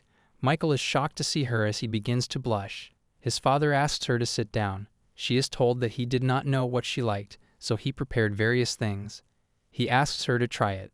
Portions of this nothing to her task. She responds no, that is not it. It is because they are all foods that she has never seen before, so she does not know how to eat them. This causes both of them to be taken aback. She asks Michael to tell her how to eat and she will try to follow. His heart breaks for her, but he still smiles and states she just needs to learn slowly and she should not worry as he will teach her one by one. He first tells her that this is a cake and it is sweet and fluffy. It is delicious. He gives her a bite. She eats it and tells him it is delicious. Both of them seem happy to see her eat. It is already the night time as she knows the tea time was enjoyable. Both the chocolate and cake were things she had never eaten before. They were all sweet and delicious. She did not realize how quickly the time passed right. Then she hears a voice causing her to be shocked. She turns around to find the hallway all empty. She wonders what was the sound. She wonders if she heard it wrong. Somehow she knows that she actually did hear it before she hears it once again. She realizes that this is not an illusion and she can definitely hear the sound of crying from somewhere. Merlin calls out to her and asks her if there's a problem as she looks pale. She responds that she heard the sound of a beast crying and asks Merlin if she cannot hear the sound. Merlin responds that she cannot hear it and moreover they do not keep beasts in their duchy. She questions if that is the case. Merlin asks her to go back to her room as it is very late. She decides to do it. She still continues to hear the sound. Meanwhile, his duke states that he is being troublesome. It is a protest letter. He knows that the nobles who sided with Elheim have taken away the most powerful awakener in history, so it is natural. He questions how should he take the crown prince's interference. The butler tells him that the crown prince desires the downfall of Virch, so it is understandable. He states that he is someone who would be willing to propose marriage to secure a writer of that caliber. The duke questions that the crown prince proposes to that girl, Riard. He finds it nonsense thinking that she who could not even get proper treatment in the duchy is now finally out in the world and seeing the light. They cannot possibly send her, who is no different from a benefactor to Virch, back to the pit of hell, can they? He tells the butler that there is no need to pass on such letters to him from now on. The butler responds that he will keep that in mind. He does the butler one more thing. Nevertheless, if there is someone who continues to send letters, then tell him that he will break his hands so he cannot send any more. The butler responds, all right, Riard is laying on her bed. She thinks that coming here feels like a dream. There are many things she would not have experienced if she had not come here, and she thinks that she understands what Merlin meant earlier. Merlin had told her that to her Virch is like a warm-hearted angel and benefactor altogether, stating that it would become such a place for her too. Merlin said that she lost her ordinary life when she was kidnapped by an assassination organization before coming here. If Virch had not eliminated that assassination group, she would have continued to live a harsh life. Merlin had told her that she would come to like this life too, and the ordinary days spent here. She thinks about it, realizing that Merlin was content with the simple, ordinary life. However, in her previous life, the Merlin she knew was a person filled with enough rage to even kill royalty. Thinking what could have caused such a change. If she could just find out the reason, she could prevent it from happening. something so significant that it drives the people of Verge family to lose their sanity. She hears a loud sound. She stands up and goes towards the window. She is sure that she did not mishear. She looks outside of the window and thinks that she needs to find out what that song is. She goes outside as one of the person notices her, questioning what brings her out here. It is a night, as she tells him that she could not sleep, so she thought she should take a walk. He responds that in that case, he will accompany her. She does it with this oak as he has to guard this place. He tells her there are many invisible guards, so this is fine. Moreover, she is not yet familiar with the estate, so he cannot let her go alone. She thanks him in that case. As they both are walking together, she ponders that she's sure the sound came from around here. She hears it again and turns around, realizing it came from in there. She begins to go towards that place before he asks her that she must not go too far. She does not listen to him as he continues to call out to her. She goes towards the door and decides to knock it before someone calls her name. It is the Duke. As they both are walking together, she wonders if there was such a small palace behind the main building. She wonders what was the Duke doing here? She notices him staring at her. He tells her that she has a very curious expression on her face and asks her if she wishes to know why he is here. She questions if she asks him that directly, will he answer her? He tells her that instead of giving her an answer, he can give her something else. He takes something out of his pocket and tells her she can have this. She asks him, what is this? He mentions that he cannot explain this with just words, but this is called candy. He mentions that it is a sweet snack like the chocolate she had earlier today, and if she doesn't mind, he questions if she would like to try it. She decides to take it. She thanks him. He wishes for her to enjoy it. He did ask her why was she outside at this time. She wonders if she can really tell him the truth, but she knows that Marilyn said she could not hear the sound of crying, so there's a chance that the Duke will say he did not hear it either. But it would not be a bad idea to take a quick look into it with the two. She tells him that she cannot just sleep. She asks him if his lordship had a ceremony at that mansion earlier. He tells her yes. Her eyes are stuck on him as he mentions. Even if she stares like that, there's not much they can discuss. He points to summon one of the guards. As the guards appear, he tells him that it is very late, so he should escort the lady to her room. The guards take her as he wishes her good night. She wonders if he is deliberately trying to keep her away from here. She wonders what he might be hiding in that mansion. A new day begins. As she is sitting outside, Merlin hopes that she won't go for walks late at night from now on, as the Lord scolded her a moment ago. She responds that she understands. Someone then calls out to her, as it is Michael. Michael states that he is told she often come here most of the time. He tells her that it seems like she really likes this garden. She tells him yes, she enjoys coming here as it is spacious and beautiful. He is glad that she likes this place. He notices the candy on her hand and asks her what kind of candy is this. She tells him that his Duke gave it to her when she met him last night when she went for a walk. He mentions that he thinks he intended to give it to her from the start, because in Virtune no one wants to eat candy except her. She seems confused as she asks him what does he mean and why is that. He tells her that his grandfather liked candy. Even though he was not the type to eat sweets, he always had them with him. She then realizes that, come to think of it, the only direct descendants of she has met so far are Michael and Carmen. At this point, it is likely that Michael's grandfather, Aaron Verge, is still alive. It has never been mentioned to the servants, nor has it ever been revealed at the mansion. Michael asks her if she's okay, as he notices that her expression suddenly changed. She opens up to him about hearing a strange noise yesterday. He asks her about the strange noise. She tells him that it sounded like someone was crying, and it seems to have come from the small mansion behind the main building. He remains quiet as she calls out to him. He stands up and tells her that they will go now. She questions where it is supposed to go. He questions if she's curious about what is inside that small mansion, stating that he will take her there.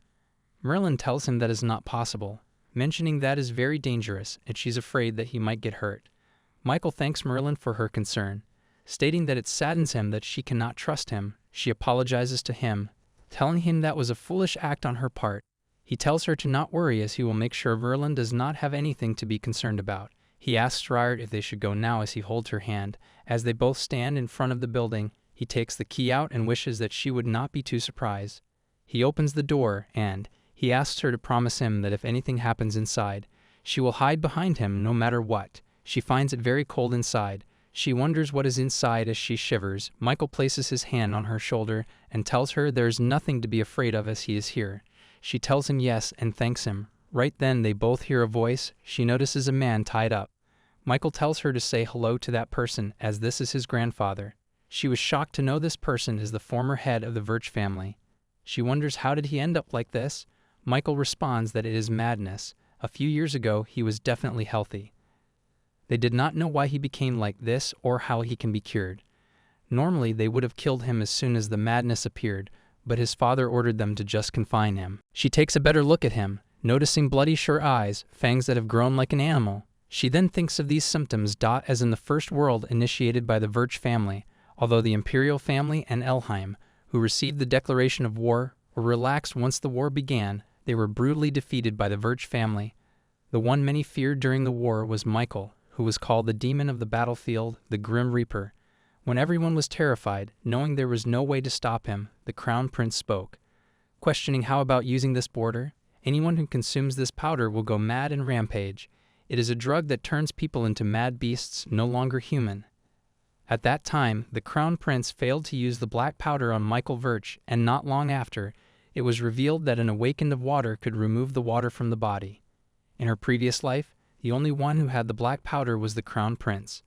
The fact that grandfather was exposed to that black powder is surely the Crown Prince's doing. He begins to scream, causing her to be taken aback, but Michael grabs her. The guard asks Michael if he's all right and apologizes for leaving his post for a moment to investigate the noise from outside.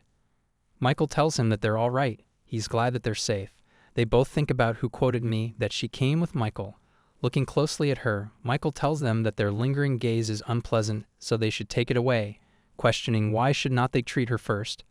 They both bow down, mentioning it is nice to meet her. One introduces himself as Hans, the other introduces himself as Andra. This state that the two of them have been serving Master Aaron, the grandfather.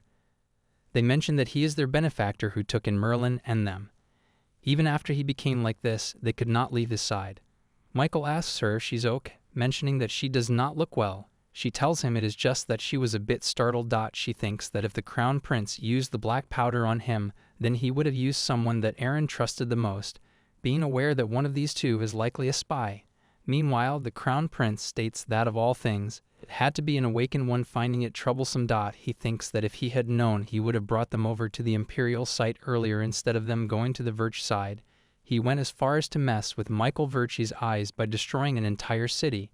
He is informed that a visitor has come to see him. He questions what foolish dares to come see him without an appointment. The person steps in, stating that calling him a fool is quite harsh. The Crown Prince becomes shocked seeing the visitor. It is Carmen as he greets His Highness. The Crown Prince tells him that it seems like he has finally lost his mind, questioning if he got a water awakener, and now he thinks he is invisible. The Duke asks His Highness if he has gone mad over not being able to get a single water awakener. The Crown Prince tells him that he will not tolerate any more insolence. The Duke states that if you keep sending that trashy letter demanding that child, he will no longer be patient either. The Duke shows the Crown Prince the hand of the person who wrote the letters, mentioning that next time it won't end with just crushing the hand of the one who sent the letter. He tells the Crown Prince to not force him to do something worse. The Crown Prince becomes angry, questioning if he is threatening him right now. The Duke Carmen questions, how could he dare to threaten His Highness? He is simply making a request. He tells His Highness that he hopes there will be no more letters sent to the Verch household from now on. He then leaves as the Crown Prince stays there. The Crown Prince calls out to the Count, stating that it seems like they need to teach that arrogant fellow a lesson, referring to Duke Carmen. He orders to transfuse his blood to Aaron Verch. Meanwhile, Merlin is clinging as Rarity is lost in thoughts. She thinks that Hans and Ander, whom she met yesterday, told her that they were all taken in by the Great Master, so it is only right that they stay by the Great Master's side until the end. She's aware that the grandfather would never have inhaled the black powder willingly. The person who could stay by his side without arousing any suspicion. That is the culprit, which is one of the three. Merlin calls out to her, telling her that since she returned from the small mansion yesterday, she has not looked well. She asks her if she had something on her mind. Riot responds that there is nothing. Merlin states that if there's anything she can do to help, then let her know. She thinks about it and asks Merlin if she can meet with the Duke Carmen right now. Meanwhile, his Duke goes to meet Aaron. He has a gun pointed towards him as he tells him that today he must kill him and return as he has put it off for far too long. However, he still cannot forget the face of his father when he was sane. He begins to tremble and realize this. It seems today is not the day, Someone steps in as he mentions today a little guest has come to visit. She goes to the Duke. She tells him that Merlin said she should not come in here, but she had something important to say, so she entered despite that. He tells her that Merlin must have had quite a hard time. As Merlin said, when he is in here, he does not let anyone in. He even sent Hans, and Andrew, who usually guards this place, away. She apologizes to him, but mentions that she had to tell him before it was too late. She tells him that she can cure this madness. He becomes shocked and asks her about it. She questions if he can trust her. He seems a bit hesitant before he states that he does trust their benefactor. She smiles and thanks, and she goes near the grandfather. He tells her it is too dangerous to cut too close, but she tells him it is okay. She uses her power, mentioning that there won't be any danger. She ponders that before returning, Elheim found out how to detoxify the black powder. If he forcibly breathes in the strong energy of the Water Awakener, his maniac will slowly be cured. He breathes in and loses conscious. She mentions that she added the energy of water so he will be okay for today. The Duke is shocked as he questions if it was really curable. He finds it amazing and asks her if she could explain how it happened. She tells him that these symptoms are symptoms of black powder poisoning. He asks about black powder as she mentions that if an ordinary person is poisoned by this border, he or she goes crazy and dies within a few hours. She knew a few of the awakened people lose their reason and turned into beasts. He asks her how does she know that. She tells him that she once read it in an ancient book, and only a strong Water Awakener can detoxify the black powder. She tells him that she will do her best to heal the former lord. He asks her if that means that they should let him get killed until then. But she tells him yes, and asks him to please keep this a secret from the others. He is shocked before he smiles, mentioning that she noticed it too. He tells her that among Andra, Hans, and Merlin, one of them is the one who poisoned his father. She tells him that is right, but she cannot specify who it is yet. And if a spy finds out, he could be in trouble. He mentions all right, they should do it like that. He tells her that she's the one who knows more about mania than him, so he will follow her will entirely. She thanks the dude, but he mentions that he cannot always be with her when she heals, and he cannot let her come here alone, so he will provide her with a trustworthy escort.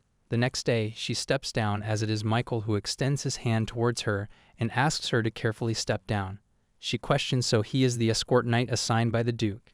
He responds that something dangerous might happen, so he will watch over her and be by her side. As she goes to him, she asks Michael to stay back a little. He seems hesitant, but she tells him that she would be fine, and he should not worry. She steps towards Aaron. She takes something out. She puts it in his mouth and begins to use her power. He asks her how did she come up with this method. She tells him that he said that.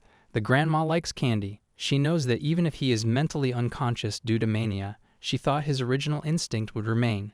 She knows that it seems like he becomes calmer while eating candy, that in the meantime she will heal him. She wishes for him to please just hold a little longer. Yumekill stares at her and calls out to her. He mentions that she is already his benefactor. Even if she no longer helped them, they will protect and treat her. So why is she doing this? She tells him that it is the former head of the family, and he is a precious person to the people of Virtue. She wants to protect everyone's heart. This causes him to be stunned, as she knows this is all she could do today. She tells him it will probably take another week or so to purify all the black powder, and before that they have to find the one who fed black powder to the head of the family. It is during the day as she wonders how did the previous head of the family get addicted to the black powder. She is aware that there are various ways to use black powder, and if one wants to use it secretly for a long time, she thinks if she should go to the previous family head's room to find the evidence. She wonders if there is a way to get inside before someone asks her where is she going. She turns around to find Michael. She asks him where did he suddenly come from. He tells her that he saw her passing by from the Rose Tower, so he came down quickly. He looked at her and jumped from the higher place just so he could talk to her. He asks her if she was taking a walk. She tells him yes, as she had something to think about, and there's a place that she wants to visit. He asks about it. She tells him that she wants to find evidence about the madness. She wants to go inside the previous family head's room. She questions if she can go in there. He places his hand on her face, telling her that of course she can, as there's no place in this mansion she cannot go to. She can go anywhere and do anything. She smiles and thanks him. As they both stand in front of his grandfather's room. They step in and he tells her to feel free to look around until her curiosity is satisfied and she can look around as much as she wants.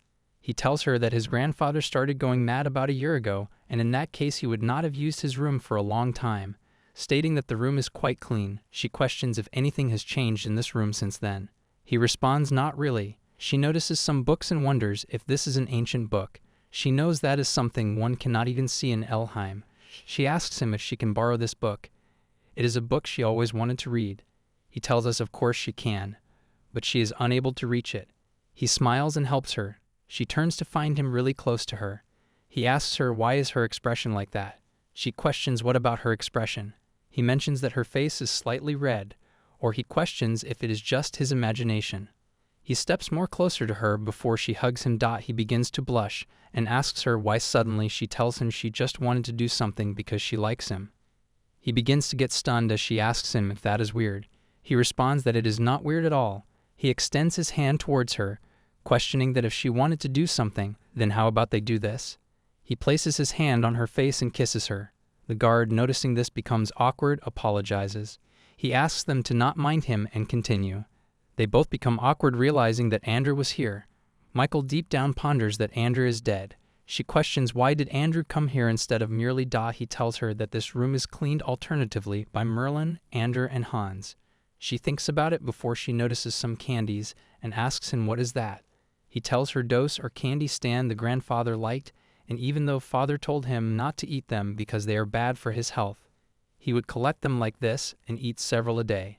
She notices them and opens them. She knows that if the previous had like sweats and ate these candies several times a day, then using this method without any suspicions he could have been addicted to the black powder. She calls out to Michael and states that she needs to go to meet the previous head of the family. She tells Michael that from here she will go alone. He seems a bit taken aback as she tells him that there's something that she wants to confirm. She asks him to trust her and wait here. He is rest assured as he knows that he trusts her. She steps ahead and calls out to Wender. She questions if he is there. He steps out and is surprised to see her, questioning what brings her here. She tells him that there is something that she wishes to ask him. She tells him that he had told her that Hans and Merlin take turns cleaning the former head's room. She questions if that is true. He responds that it is correct. She takes the candy out and shows it to him, questioning if he's aware about the candies that are there in the room. He is suddenly taken aback. She wonders why did she not think of this before. Being aware that before the regression Virtue had waged a war against Elheim and the royal family, she knows that all the answers were there. Before the regression, Duke Carmen probably killed the former head himself.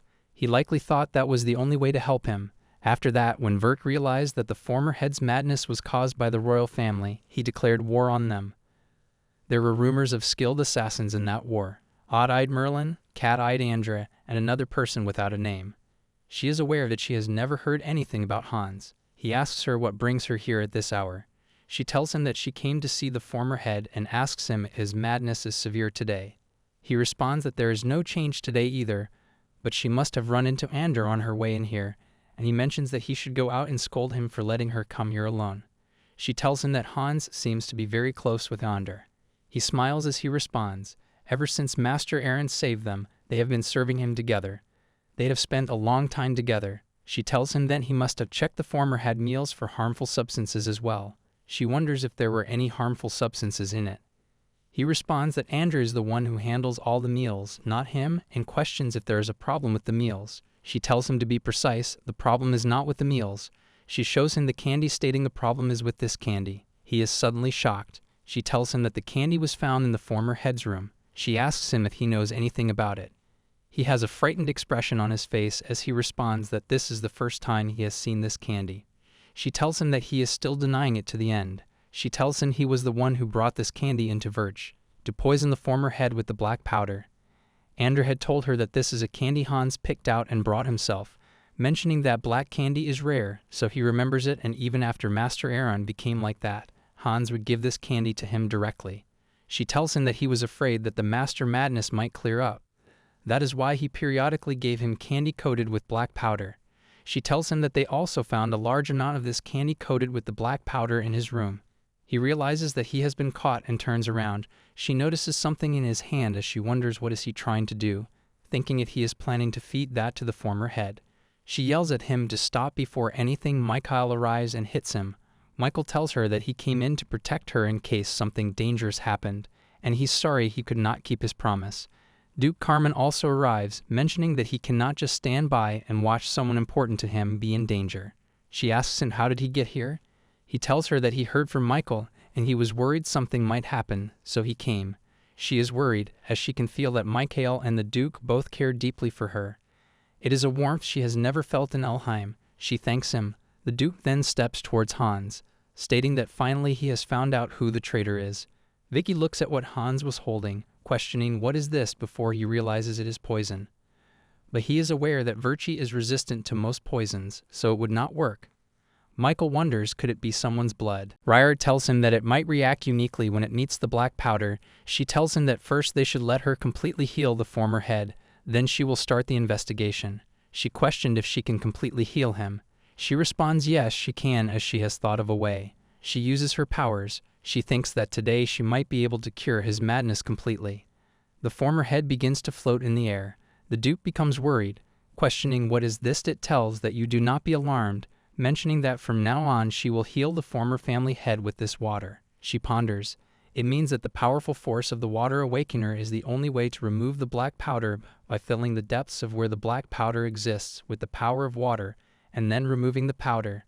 She thinks if that is the case, then she should feel the entire body of the former family head with the power of water. He moans in pain as she tells him to just hold on a little longer. She mentions that she will definitely save him. He comes to the ground. They are shocked to see that he is standing on both feet. Michael calls out to him, questioning if he's okay. He opens his eyes before he comes back to his senses. He questions where is he, asking was not he fell due to madness. The Duke calls out to his father. He questions what on earth is going on before he looks at Ryard. He asks her who is she. Before she can introduce herself, he tells her that he feels the energy of water, questioning if it could be someone from Elheim. The Duke tries to introduce her before his father yells at him to send her back immediately. If he has forgotten how his mother died, stating that he will never let an Elheim enter this family. Micah mentions no matter what he says, he will never send her away. The grandfather then states if that is the case, then he should be the one to leave. The Duke asks his father, what is he saying? Ryard then mentions, as the former family head said, she is not someone of Virch, so it is right for her to leave. Michael asks her what is she talking about. The Duke also tells her they will never send her away. She tells them that she cannot let Virchie lose the precious family it has just regained. She runs away as Michael yells at her to wait. Michael runs after her, but his grandfather stops him, questioning where is he going? Michael then asks his grandfather what is he doing, stating he is driving her out when she's the one who helped all of them. She tells him it was her who healed him with all her strength. The grandfather is then shocked as he questions if she's really the one who healed him. He then gets all the flesh back and realizes it was indeed her, and she was the one who told him that she will save him. His mind is full of confusion as he questions to himself that what is he doing right now, and as she steps out, she ponders it is natural for the former family head to hate her, as Elheim and Virch have always been rivals. And during the former family head's time, the hatred for each other was even stronger, so it cannot be helped. She looks at the sky, and she is aware that she has no place. It begins to rain, aware that in the end there is nowhere for her to go. Before she hears a voice, it is Michael as he tells her to wait a moment.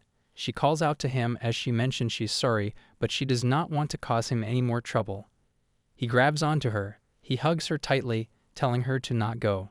He mentions that she is his benefactor, and he saw he would protect her for the rest of his life without her. Nothing means anything to him anymore. Matter what grandfather says, she has the right to stay here. He continues before he is stopped, as the grandfather steps outside. Before anything, she apologizes to him, telling him that she will leave from here right away, but he tells her that he's the one who should apologize and she should not leave. He mentions it was a careless statement made without knowing that she had helped him, so she should please forget what he said earlier. He tells her that he suddenly remembered that she used all his strength to heal him, and he heard that she also helped his grandson, not just him. He mentions that he is truly grateful and tells her so. He wants to return the favor by letting her stay here. She has tears in her eyes as she questions if she can really stay here. He is shocked to see that before he tells her of course inventions, if she wishes, she can stay here for the rest of her life. She ponders that she is so happy, but she wonders if it is because she is finally relieved she has no strength in her body. She feels like she's going to collapse. Right then she falls down on the ground. After some time, they ask how is her condition. They are told that fortunately there are no major health issues, and it seems she collapsed due to exhaustion from overusing her abilities. Above all, she seemed to be mentally overwhelmed, and she would probably feel better if she gets some rest. Michael wonders how much did she push herself. The butler steps in. He states he came because he has something to tell. The Duke asks him what is it. He responds that a letter has arrived from the imperial palace. It seems that they have noticed that Master Aaron has woken up. Aaron mentions now that they know the assassination attempt has ultimately failed. He can clearly see how they will react. Seems that the rain that fell yesterday did not just fall in Verge but across the entire empire, stating it appears to be Riart's ability. They wonder if she really used that much power. She opens her eyes slightly as Michael asks her if she's awake. She asks him what happened as he tells her she suddenly collapsed, so they rushed her to the infirmary. He mentions that she should probably just stay in bed and rest for now. The Duke states that they said she used a lot of power. He asks her if she's okay. He mentions if there is any pain she should feel free to let them know right away. She responds she is fine and thanks them for their concern. Michael tells her they were all worried when she collapsed. She questions what does he mean by all. The grandfather is also looking at her with worrisome expression. The Duke tells her if she still feels uneasy because of that old man, he can banish him using his authority as the head of the household. Michael tells her yes, that is right, they will make grandfather live outside so she can stay with them. She is shocked as she questions what are they saying. The grandfather asks her if her body is okay now. He mentions that she probably still need rest, and if he's making her uncomfortable, he can step out for a while so she can rest comfortably. She smiles as she mentions, but he, the former head of the household, has only just recovered. She asks him if he is all right. He has tears in his eyes as he tells her he is fine. She mentions that she is relieved that he's not in pain. In the imperial palace, the Empress seems pretty angry as she tells the maid to move aside. She calls out to Lucas as he asks her what brings her all the way here. She questions if he has not heard the news yet, mentioning that the rumor that Aaron is back from the dead and walking around Verci unharmed has already reached her ears. She questions how is he alive after everything, and tells Lucas that he never seems to do anything right. Lucas responds that it is not his fault, mentioning that his plan was perfect if only the Lady of Elheim had not interfered. The Empress tells him that she hopes this is not the end of what he had planned. He responds there is another way, and this time they can truly bring down Verge completely. The Empress mentions it would be the best to make sure it is done right this time. She asks Lucas to not disappoint her again. Lucas thinks that the assassination attempt failed, but he is confident this time even the great Lady of Elheim won't be able to do anything. He calls out to Count Pitas, questioning if he has received any word on the task given to Hans. Earlier mentions while the assassination attempt failed this time, he received a letter saying that the matter has been dealt with. Lucas states, so it has been taken care of. He mentions there is not much time left now. Meanwhile, the Duke and Master Aaron are having tea together. Michael and Riart steps there. She tells them that they are all here. Both of them are shocked to see her. They question if she's feeling better now. She tells them she's feeling much better. She thinks that the previous patriarch still seems quite uncomfortable. She wonders if he is still worried about what happened last time. She calls out to him and questions if his condition has stabilized after breaking the madness. He responds that his body feels very light and thanks her for asking. The Duke tells her that it is all thanks to her. He calls her Riri as she questions what does he mean by Riri. He responds that it is a word from the language of the small kingdom where his mother lived. It means everything that is lovely, noble, and radiant. Michael mentions when father finds something he loves dearly, he gives it the nickname Riri. First, it is a nice nickname in things. She's feeling a warm, fluttery emotion for the first time. She thinks so, this is what happiness feels like. She finds the teacup very beautiful. She is told that he thought she might need a teacup, so he brought it for her. She thinks that he has prepared all these little things just for her. She thanks him for the teacup and the nickname, stating that they are all too much for her. She is told that they are not too much. Michael tells her these are all the things that she should have always had. She thanks Michael. The Duke states that he is right. They want to give her everything that she could not have before. He questions if there's anything that she would like to do as they will let her do whatever she wants. She thinks about what she wants. She's aware that what she wants is to hold on to this precious moment forever. Michael looks at her as she ponders. She wants to express this moment in her own way. She tells them that she would like to try drawing, asking if that is okay. The Duke tells her that could be a great hobby, and he will have Merlin prepare everything she needs, and she can draw as much as she likes. Duke Michael tells her he's curious about what her first drawing will be, stating that it will surely be wonderful. Come to think of it, she questions, where's Marilyn? She has not seen her all day. Mikhail looks at her as he tells her. She is busy with something in the basement right now. It turns out that she is torturing Hans during the interrogation. He confessed that he was working for the Crown Prince, but despite all the torture, Merlin and Ander could not get him to talk about what he was doing all over Verch in the days before he was caught. In Duchy of Elheim, the prince questions his father that he has something to ask. He mentions when it rained in the Empire recently, he felt as if his power over water is draining away. And it occurred he's the only one who felt that way. He questions if his father also experienced the same thing.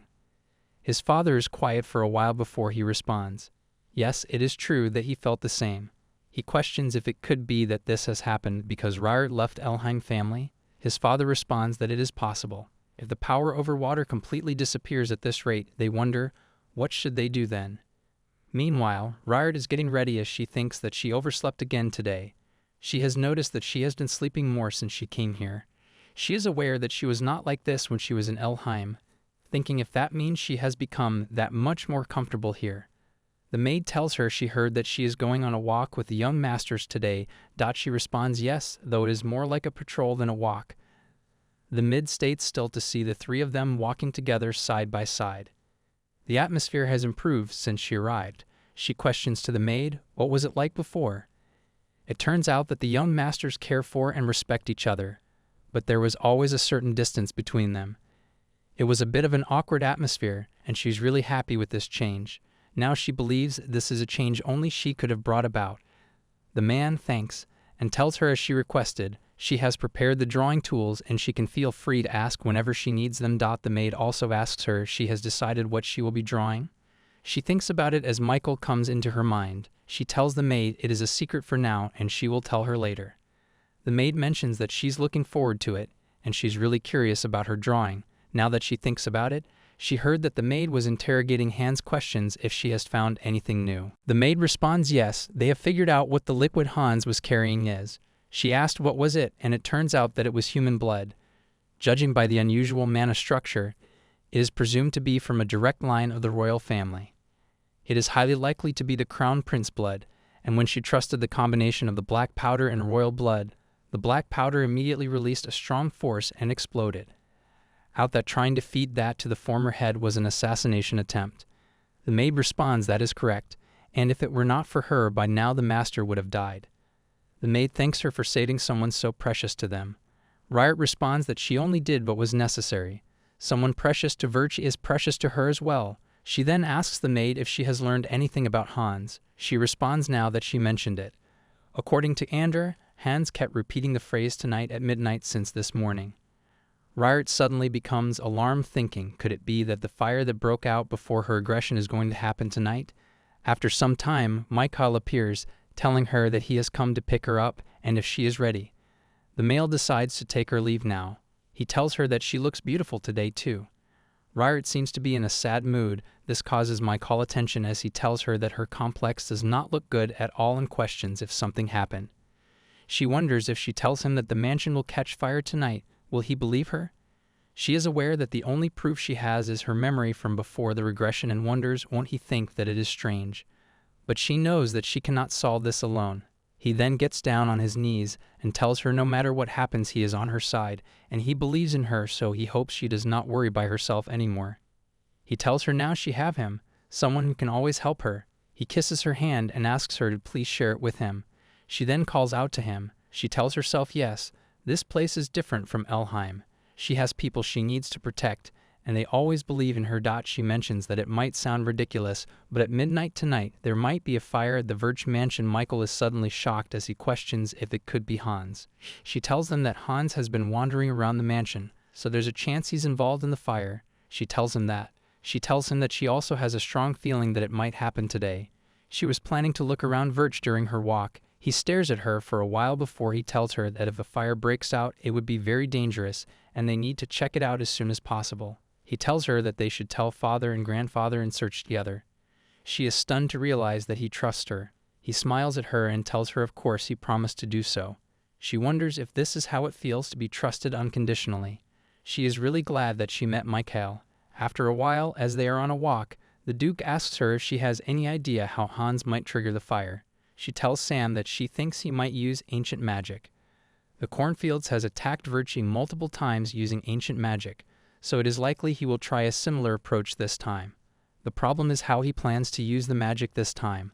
Like the letters engraved above Michael's eyes, curses or magic must have a medium to manifest. There must be some sort of medium hidden somewhere. The grandfather takes them to a place and tells them this is the place. There were many suspicious spots where Hans lingered around the mansion. When he received a report that he stayed the longest here, according to one of the scouts, he even went into the lake. She decides to take a quick look. Steps into the lake as Michael and grandfather becomes worried, telling her it is dangerous, so she should not go in there. She looks at them and questions, what does that mean? She is standing still on the lake, causing both of them to be shocked. They wonder if she can walk on the water, and if this is the power of Elheim family? The Duke mentions that he thinks only she can do it. She tells them to not worry, and she's fine, and she will check the deeper parts of the lake. She steps ahead as she ponders. If he did not just stay near the lake but went inside, he likely hid something in there. If she looks a bit deeper, she notices something. She finds it strange. She realizes that she cannot control the water in just this part. She is aware, then surely somewhere around here it is hidden. Right then she looks and finds the ancient text. Both the Duke and Aaron are shocked. She takes it out as she realizes she found it. This is something that Hans planted. This is likely the medium for the magic, and with Michael's curse, father's madness, and now an attempt at arson. The Duke finds it truly unbelievable. She mentions that he must have hidden mediums all over the mansion like this. She thinks that they do not have much time, as Hans mentioned midnight, so they must find all the mediums before midnight. She tells the Duke that she has a favor to ask. He questions, what is it? She tells him to please evacuate everyone from the mansion as quickly as possible. He responds, all right, he will do so. Michael asks her if he should have the night search for the mediums. She tells him no, as there might be fakes, so it will be faster if she does it herself. She then grabs onto Michael and asks him to take her to all the places Hans visited. He stared at her before he places his hand on her waist. He tells her in that case he thinks he needs to carry her. He questions if that will be all right. She questions what does he mean before he smirks and tells her there are narrow alleyways and using a carriage might take more time, so he thinks it would be faster if he carried her himself. She looks at him and hugs him tightly, telling him all right. This causes him to blush. He carries her on his arm and she tells them that she will find and destroy the mediums as quickly as possible. The grandfather tells her she might get hurt, so she should not push herself too hard. She tells them that she is all right as everyone trusted her words unconditionally, so she wants to repay that trust. She is determined that she will definitely protect this place. The case stumbles on to the 8th one, realizing there are quite a lot of them. She tells him there are about 3 places left. He tells her that they should hurry as it seems like the sun is about to set. She knows there are not much left and just a few more to destroy, and they can prevent the fire. Right then, she notices something and calls out to Michael. She realizes that the mansion is on fire.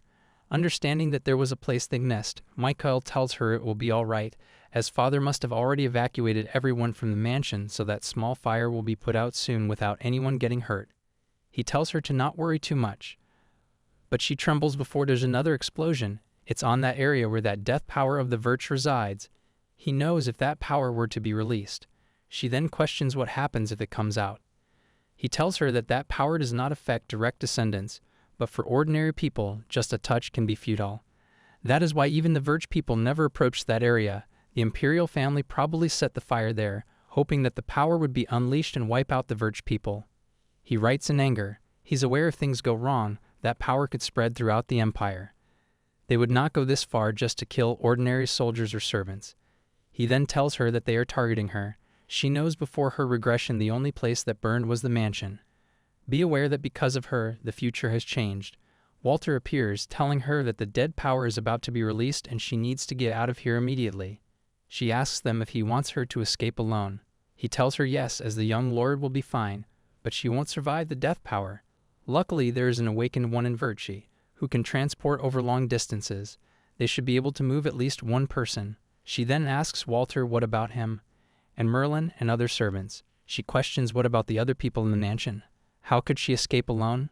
He tells her that the others will evacuate too, so she does not need to worry too much. She tells him he's a liar as the forest will burn faster than the Virch people can escape. She gets on the ground and tells them that she will never escape alone. She has to put out the fire. Walter tells her that the fire is too large, it is too dangerous for her to handle alone. Even if they gather all the water in Virtue, it won't be enough. Michael also tells her that extinguishing a fire created with ancient power won't be easy. She could be in danger, but she tells him that she cannot just stand by and watch people die. She reminds him that she promised that she would protect Verch. She begins to use her powers. She's aware that the reason they placed the medium specifically in the water everywhere is because they use Verch's water as a sacrificial offering for ancient sorcery. This means using this mansion's water alone won't put out the fire, so what she needs to do is summon the strongest brain possible. Right then, it begins to rain. Michael is shocked.